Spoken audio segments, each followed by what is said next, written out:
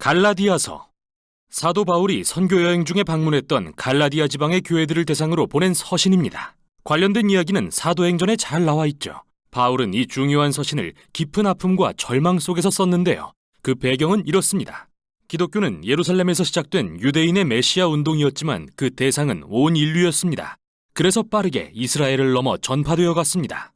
바울이 선교하던 당시 이 예수 운동에는 유대인의 수만큼이나 많은 이방인이 참여하고 있었는데, 이런 상황은 사도행전 15장에 나오는 것처럼 큰 논쟁을 불러일으키는 원인이 되었습니다.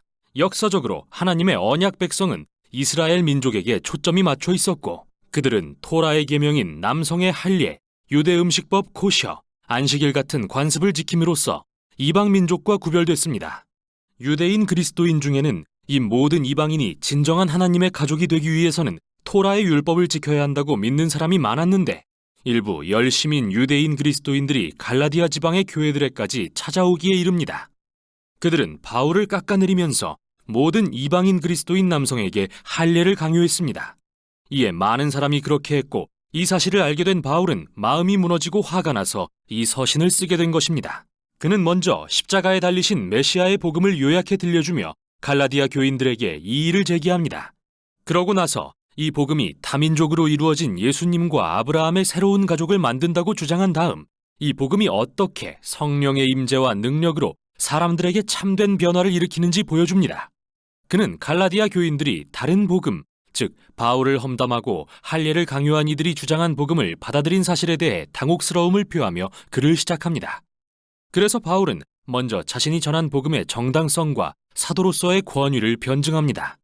그는 부활하신 예수님에게 직접 이방인의 사도로 임명받았습니다. 사도행전에 기록된 대로 말이죠. 바울은 자신이 베드로나 야고보 같은 다른 사도들과 상의하려고 예루살렘에 간 것은 나중 일이라고 밝힙니다.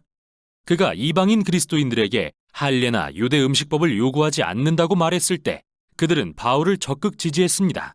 그러나 갈등은 생각보다 깊었는데요. 베드로는 안디옥에 와서 여러 이방인과 시간을 보내고 있었습니다. 그런데 몇몇 보수파 유대인들이 안디옥에 나타나자 그들의 압박에 굴복하고 맙니다. 할례받지 않은 그리스도인들과 식사하기를 멈추고 그들과 거리를 둔 것이죠. 그러자 바울은 베드로와 정면으로 맞서 복음의 진리를 따르지 않는다며 그의 위선을 비판합니다. 바울이 볼 때 이 초신자 그리스도인들에게 할례와 율법을 강요하는 것은 여러 가지 이유에서 잘못된 일이었습니다.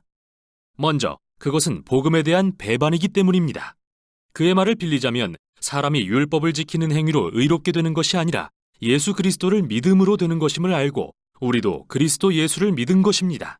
여기서 의롭게 된다는 말은 의롭다고 선언받았다는 의미로서 바울이 중시한 구약의 개념인데요. 하나님이 의롭다고 선언하실 때 그 사람은 하나님과 올바른 관계를 갖게 됩니다. 죄를 용서받고 하나님의 가족의 일원이 되며 그분의 은혜로 인생이 변화되어 갑니다. 바울은 그 누구도 토라의 계명을 지킴으로써 의롭게 될 수 없으며 오직 예수님을 믿음으로써 그렇게 된다고 확신합니다. 다의적인 표현인데요. 이는 우리를 대신해 사시고 죽으신 예수님의 신실하심을 가리키는 것일 수도 있고 예수님에 대한 우리의 믿음과 헌신을 가리키는 것일 수 있지만 어느 쪽이든 요점은 분명합니다. 사람은 자신의 행위가 아니라 오직 하나님이 그를 위해 예수님을 통해서 하신 일을 믿음으로 의롭게 된다는 것입니다. 바울이 주장하는 복음의 핵심은 예수 그리스도를 믿는 사람에게는 그분께 일어난 일이 자신에게도 사실이 되는 것입니다. 그분의 삶과 죽음과 부활이 자신의 것이 됩니다. 바울의 말을 빌리면 나는 그리스도와 함께 십자가에 못 박혔습니다. 이제는 내가 사는 것이 아니라 그리스도께서 내 안에서 살고 계십니다. 내가 지금 육체 안에 사는 것은 나를 사랑하셔서 나를 위해 자기 몸을 버리신 하나님의 아들을 믿는 믿음으로 사는 것입니다. 따라서 누구라도 자신이 하나님과 올바른 관계에 있거나 예수님의 언약 백성이라고 말할 수 있는 이유는 율법을 지켜서가 아니라 오직 예수님께서 그 사람을 위해 스스로는 절대 할 수 없는 일을 하셨기 때문입니다. 이제 우리는 예수님이 이루신 이 일을 깊이 이해함으로써 누가 하나님의 언약 백성이 될 수 있으며 그 새로운 가족의 일원으로 산다는 게 어떤 의미인지 중대한 깨달음을 얻게 됩니다. 그래서 바울은 먼저 창세기의 아브라함 이야기를 인용하면서 그가 어떻게 오직 믿음으로 하나님께 의롭다 여김을 받았는지 이야기합니다. 언젠가 모든 민족이 그와 그의 자손을 통해 하나님의 복을 받을 거라고 하신 그분의 약속을 신뢰했기 때문이죠. 언제나 하나님의 목적은 믿음에 근거해 그분의 백성이 된 사람들로 큰 다민족 가족을 이루시는 것이었습니다. 율법을 통해서가 아니라요. 그런데 중요한 의문이 생깁니다. 그럼 왜 하나님은 이스라엘에 율법을 주신 걸까요? 바울은 여기서 아주 간단 명료한 설명을 하고 후에 다른 서신인 로마서에서 설명을 완성하는데요. 그는 율법이 하나님이 아브라함에게 약속을 주신 훨씬 이후에 시내산에서 이스라엘에 주어졌다는 사실에 주목합니다. 그리고 토라를 주의 깊게 읽어보면 알겠지만 하나님의 의도는 언제나 율법을 일시적인 방편으로 사용하시는 것이었습니다. 율법은 부정적 역할과 긍정적 역할을 모두 갖고 있었습니다. 부정적으로는 마치 이스라엘의 죄를 살피는 돋보기 같아서 이스라엘이 끊임없이 하나님의 법을 거역함으로써 묵인했던 죄악된 인간의 실태를 폭로했습니다. 따라서 율법은 선한 것이지만 결국 이스라엘과 온 인류의 유죄를 선고할 수밖에 없었습니다. 바울의 말을 빌리자면 율법은 모든 사람을 죄 아래에 가두었죠. 하지만 긍정적인 역할도 했는데요. 율법은 약속하신 아브라함의 자손인 메시아가 오실 때까지 이스라엘이 바른 길을 가게 하는 엄격한 선생과 같았습니다. 그러나 메시아가 오신 뒤에는 그분이 이스라엘을 대신해 율법의 목적을 성취하셨습니다. 예수님은 진정으로 하나님과 이웃을 사랑하신 신실한 이스라엘 사람이셨습니다. 또한 이스라엘의 왕으로서 그들의 죄로 인한 형벌과 실패의 결과를 짊어지고 죽으심으로 구원을 베푸셨습니다. 그래서 이제 아브라함의 자손이신 예수님을 통해 인종이나 사회적 지위나 성별과 관계없이 모두가 하나님의 복을 받을 수 있습니다.